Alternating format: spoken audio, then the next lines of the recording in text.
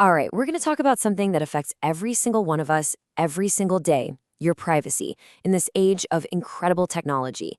Think of this as a modern cautionary tale, because we're about to break down the huge challenges we're all facing. Let's get right into it. So let's just ask the big question right up front. Do we actually have privacy anymore? It sounds like a simple question, right? But the answer is so complicated. In a world where we are always plugged in, what does privacy even mean today? That's really the core question we're going to explore. Think about this for a second. With every click you make, every single search, every step you take with that phone in your pocket, you are building a digital doppelganger. It's like a data twin of you that lives on servers and in databases. And this digital twin, it knows you, maybe even better than you know yourself. But how is it being built? Well, it starts with your physical movements. Every time you pull up directions, or heck, even just have your location services turned on, you're creating a digital map of your life. It shows where you live, where you work, who you visit. It's this constant, invisible record of where you are in the world. And then you've got your social world. Every friend you add, every article you share, every photo you like, it's all just more data. And this stuff paints an unbelievably detailed picture of your personality, your beliefs, your friends, and what you care about. And of course, your wallet talks. Every single purchase you make online adds to the story. That data reveals your spending habits, your financial situation, and even your lifestyle choices.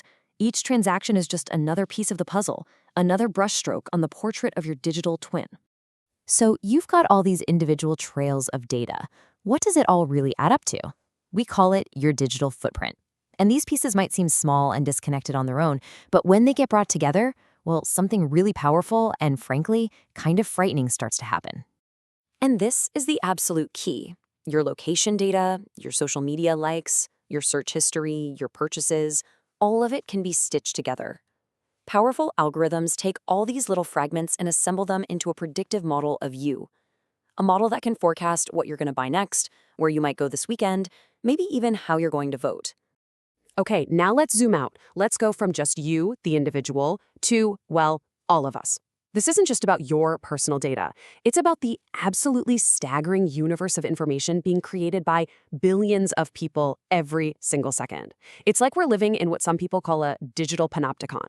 Just to give you a sense of the scale, think about this. Every single day, over 25 billion messages are sent on WhatsApp. That's it, just one app. Imagine the sheer volume of conversations, private thoughts, and plans being digitized and stored away. Now add to that almost 16.5 billion Google searches. Every day, our deepest fears, our silliest curiosities, our secret questions, all of it is logged, all of it is analyzed. It's a real-time map of our collective brain. So what's the grand total? Globally, we're generating around 400 million terabytes of data every single day. That number is almost impossible to wrap your head around, but that is the new digital ocean we're all swimming in. So where is all this surveillance actually happening? The short answer is everywhere. Your smartphone is the obvious one, of course, but it's also your smartwatch, your smart speaker, those smart home devices.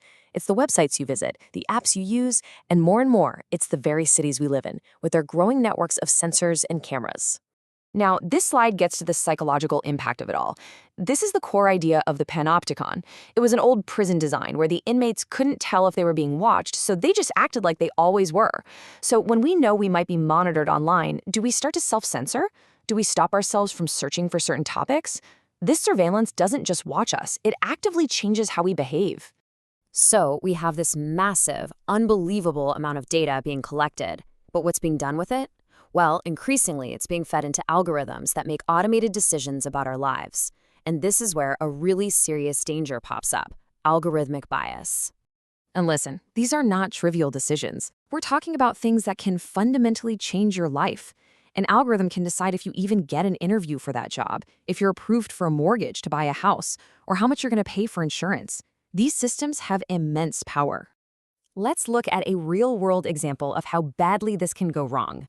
A few years back, Amazon built an AI tool to screen resumes. The goal, of course, was to make hiring faster and more objective.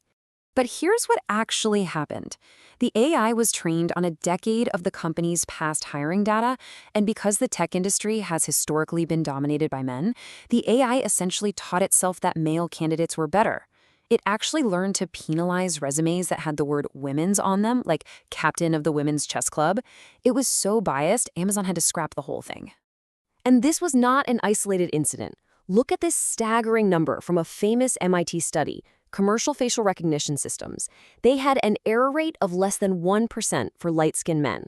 But for dark-skinned women, that error rate skyrocketed to almost 35%.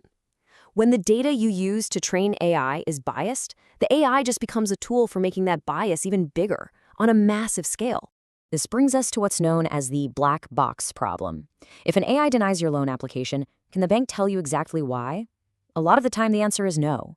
The decision-making process is a total mystery. So, how are you supposed to appeal a decision you can't even understand? And if the algorithm messes up, who's responsible? The company? The coders? This lack of transparency, this lack of accountability, it's one of the biggest challenges we face. Okay, all of this leads to a really fundamental question. If our data is so powerful and so valuable, who actually controls it? Who owns this digital version of you? You've probably heard people say data is the new oil, and they're not wrong. As you can see here, the data market is a multi-billion-dollar economy. Industries like finance and healthcare are leading the charge. And your personal information, that's the raw material. You create all the value, but it's the big corporations that are cashing in. So how do we start to regain some control? A huge piece of the puzzle is regulation.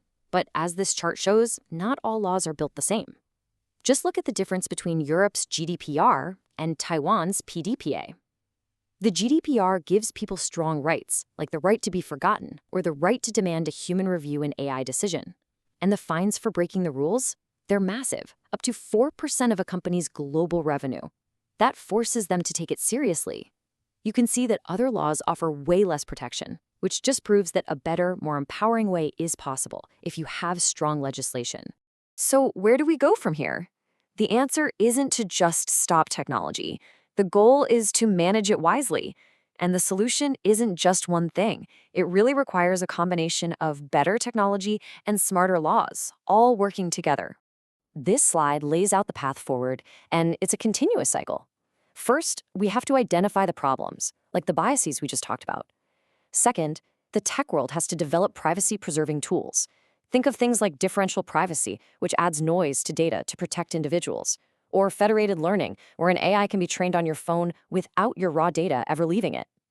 Third, policymakers have to create effective laws based on these new realities. And finally, all of us, as citizens, we have to demand transparency and oversight.